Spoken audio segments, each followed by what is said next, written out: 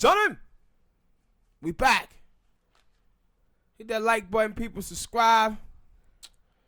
We're going to start the first topic out with the, you know what we finna talk about, ladies and gentlemen.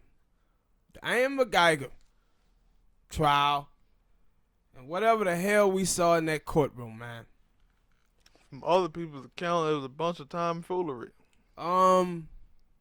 She gets convicted.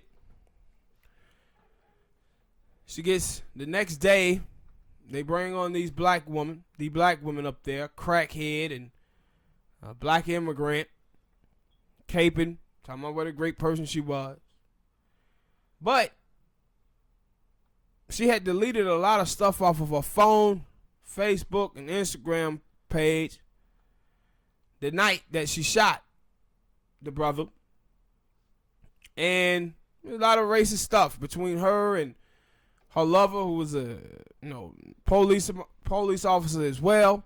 He murdered. How what they were talking about? Yeah, he killed a black man in 2007. So now people are saying, hey, said we find out that he was racist and talking stuff with her. Maybe we need to reopen that court case. But then she gets convicted and she gets 10 years, which means she's probably going to do about 3. And the reason being is, in the state of Texas, you only have to do half of your time. And then she's probably going to get time off for good behavior. The thing that was crazy about this was the black sister that was in there combing her hair, messing around with her hair. Then you had the brother going over there hugging her, telling her that he didn't want her to go to jail and he loved her. Then you had the judge going over with a Bible, her personal Bible, and giving it to Amber Guyger, hugging on her, telling her she hopes she found Christ. That I heard conflicting things about the judge, and they were like the judge kind of hesitated to, but she still done it. I get that the point that she still done it. Cause they were like, somebody was like, yo, she went over and hugged the family first. And then as she was walking back, that girl had hopped up and she kind of hesitated to hug her, but she did. So I get that the point. So I don't know. No. So and the judge was crying. Right? The judge was crying. And then the father. Which one? Of the dude who got shot. Hell, I heard the whole family was over there. The father comes out talking about how he would like to be Amber Guyger's friend. And you just look at this, guys, and people were having a discussion whether this was about Christianity or whether it was about them being foreigners because they was Caribbean. What you saw there. All of the above. Yeah, it was all of the above, and it was also black people got this thing with coping, man. See, we live in this white supremacist society where we're powerless. We have no power to punish these individuals. So what we do, we try to turn weakness into a strength. And that's what you're seeing from that brother. Like, he know that sentences that they just gave was bull jive, but he gonna try to be the bigger person by, I'm gonna forgive her.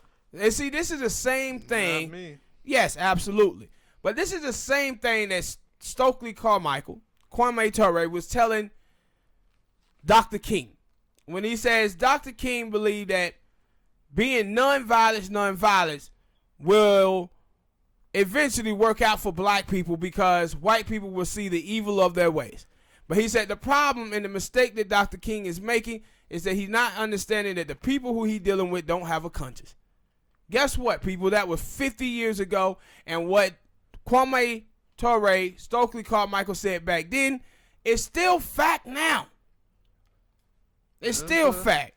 Everybody loves to preach peace and love and hair grease and a higher spiritual plane, and but I'm not on that plane. But Smoke, had the white people forgave OJ? No. No. Will you people forgive R. Kelly if he's convicted? Bill Cosby. Hell, No. have you forgave Kevin Hart? No, Hell because no. some of y'all that was out there wishing death on that man when he had a car wreck. And I said, when is black people going to do this same forgiveness for these people? If Amber Guyger was a black woman, what you would have been seeing, the conversation would have been, is black people need to do this, black people need to do that, black on black crime, man, black people, black people take the L for this. Yeah, that's what you would have seen from black people. A lot of black people. But now, these black folks up in here hugging on this girl. And I said before, when you talk about the Caribbean side of it, right? Caribbean people still got Queen Elizabeth on their currency. Like, those people in the Caribbean was pretty much colonized until like 1979. Yeah, some of them African people said they still have Queen Elizabeth on their currency, bro. They go and said it is. Heard this from a great poet, and Charlemagne and God. See, this is what happened when you grow up believing in white Jesus all your life. Yes, yes. And so what you see though, from black people is that some black people, most black people I saw, they get it. Yeah. Most of them get it. But this was the problem I had with Charleston. When Dylan Roth shot and killed those black people at the church, they were sitting up there forgiving him before their family member body was cold. And I'm saying black people, you cannot forgive someone until they ask for it. I said this girl Amber Guyger went up in that court and pleaded not guilty. She was trying to get away with them white tears. She didn't go up in there saying, yeah, I'm guilty. I killed the innocent man. I'm pleading guilty. Please forgive me. That's not what she said. You cannot forgive someone until they ask for forgiveness. And see, we talk about reparations in this country, people. Right? The reason why we never got reparations is because we forgave white people for slavery.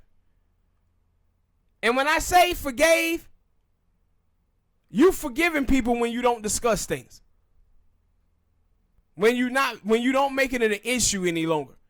And black people had stopped making reparations an issue.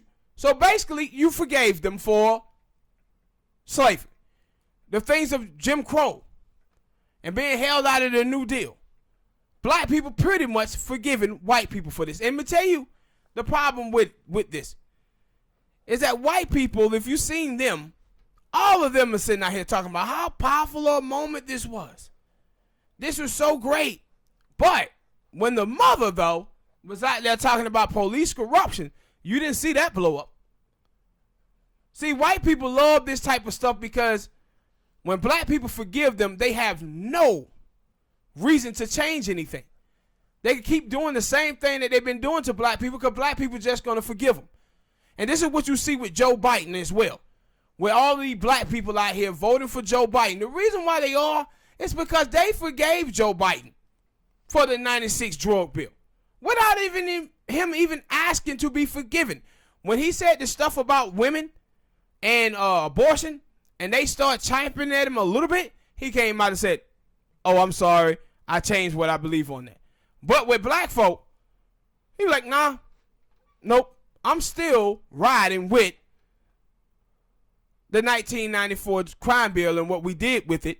Why? Because he know black people, dumbasses, going to vote for him anyway.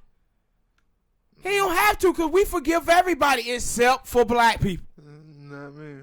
We don't forgive black people at all. Because there was a thing that, because I watched a couple people talk about this thing. Mostly I watched Breakfast Club and then I watched the Breakfast Club and then they talked to the fans and it was a thing of forgiving and forgetting. And then I had to think about it, like, I was like, yeah, I could forgive somebody. But then I had to think about it, I go back and forth on forgiving, like, yeah, I could, then I couldn't. But then I had to think about it, like, I think too much. I think a lot Think about everything. So that mean that, like, of course you hit the line of, yeah, I forgive you, but I won't forget.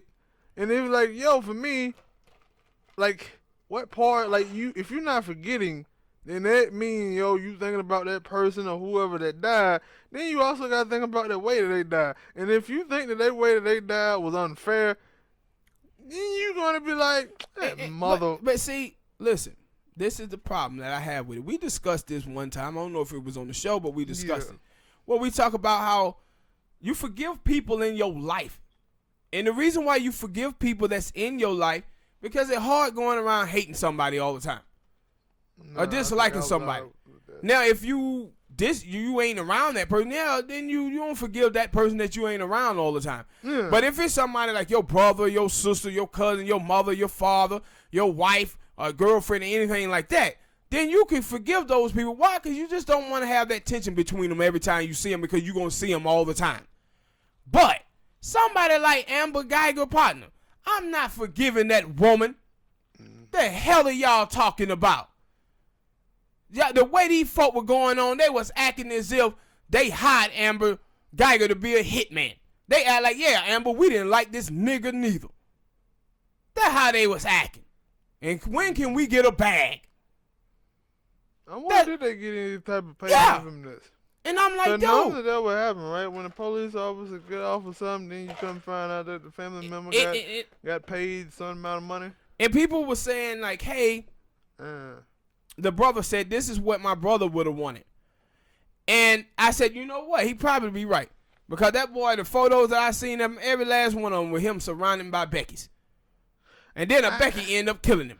And I hate that. Like, I hate that narrative as well. When somebody dies, you want to say, yeah, but this is what this person would want. Yeah. How am I supposed to know that person dead? And that's my whole thing. Like, I'm pretty sure if you ask them before they died, what do you want? You want to be alive or you want to be dead? They would say, I want to be alive. And see, she was up there picking at Dr. King death, Martin Luther King, all of this.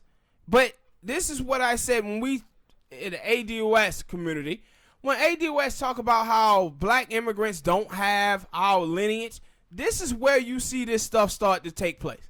See, we as black people, we understand, as African Americans, ADOS people, we understand what Dr. King them went through. We understand what our people and our ancestors went through. These people don't. So when they start talking this type of racist stuff, these black foreigners who, like, in 1989, it was like only 818,000 black foreigners in the United States of America. Now in 2019, we got almost 5 million. See, these are people whose lineage don't go back in this country, man. So they don't understand the racism in this country. They don't feel it. We feel it. So when we see the stuff with Amber Guyger, and we see how she went into the house, into this man's apartment and shot him, we can understand that, yo, her thinking and her writings that she has shown before show you that she would have had a fear of seeing a black man. And that's why she shot. If it was a white man in that house, she wouldn't have shot. But that woman showed that she was a racist. And when you have racist people, one thing about racist people is they all fear black people. They fear them. But see, these family members, they don't have any of that. So when you see the family, you see the judge, and you see all of those folk, it tell you that they bought her story. Even with the racism stuff that they found, it show you that they believe that no, there was just a girl who walked into a house and made a mistake. The dude was sitting on a counter eating a big ass bowl of ice cream. How Yes. the hell you make a mistake like that? But then the house, I thought the thing was always you ask questions first and shoot later. You don't shoot first and then ask questions later. And then he basically said something to her too, by the way. That basically that was, hey, she came in, saw somebody and pow. Yeah. You both, if I don't, like, for one, if you come in a house and you see a dude sitting on the couch watching Looney Tunes, eating some ice cream, You saying, what the hell you doing? And man, my thing, because I have seen it, because I watch the World Star, and I'll see a bunch of videos of dudes saying, hey, man, I just found this drunk ass person in my house. They didn't shoot him. Yes, they didn't shoot him. And so you just seen that, man, they bought her story. Not only did the judge buy her story, the jury bought her story, and the family did too. They looked at her as, no, this was just an innocent white girl who walked in and thought she was in her home, but was in somebody else's home and pulled out a pistol and shot him. All of the stuff right after the shooting, she was on the phone with her lover. She was on the phone, cutting stuff out, racist stuff from her page. Why would she do that? Why would that be the first thing to come to her mind? Oh, shit. Let me go on Instagram and Facebook and try to delete all of this stuff. Why would she do this? And you just watched all those people on that trial, the judge and all of these folks. It seemed like they didn't pay any of that attention, man. And see, this is the thing, too, when I have a problem with suburban black folk. And suburban black folk be sitting out here talking about reputation matters. No, it don't. No, it has to be the right black people in there. Black, when you talk about skin, that's all it is, man. It's skin. I want black people who have a black conscience and a black ideology to be in high places. Not just black skin.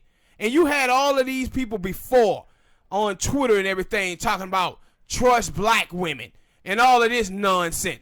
But the black women was up in there brushing her hair, hugging on her, handing her a Bible. Then you know what's happened? What happened is all the women that I was seeing saying this garbage, all of them now didn't pay any attention to these women. They started talking about the black brother. Well, look at black men. They the weakest link. Look, Negro, please. You didn't see them women? Not just the woman who would comb in the hair. Not just a judge. But what about the crackhead that was up in there? Should have been charged. Yeah, what about the black immigrant chick that was up in there talking about how good she was? But they going to try to put this on black men. No, what you had from both sides, black men and black women, was tomfoolery up in there. And this is when, a couple of months ago, this young lady was on Twitter and she was talking about how since she got into the church, she no longer believes in white supremacy don't really matter to her no more. And people was telling her that that's exactly what the plan was with religion, to make black people docile. Yeah, that was actually Charlamagne had said as well. Yeah, that's what the plan was, Steve. But also, I didn't watch it. I just remember you telling me parts about that from the movie Roots. That is what they did in Roots, and it's like, of course. And see, the reason why, the history of it is, when the slaves were first brought here, the white Europeans could not believe that Africans would sell their own people. And they had stated Africans to be some savages beasts because of it. And the slave owners, they was afraid of their slaves.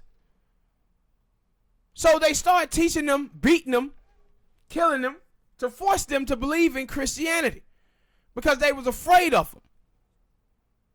So you got to understand, like with black people, when we first came to this country, they robbed us of everything.